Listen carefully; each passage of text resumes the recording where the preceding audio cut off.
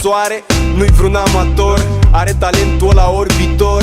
El zice că e un fel de vrăjitor, că multe ajung cu el în dormitor, dar n-are niciun stres. A zis că asta îi e treaba, ci că frate vrei să fac umbră pământului degeaba. Dar soare are agenda plină, altul ca el găsești la 4 ani lumină.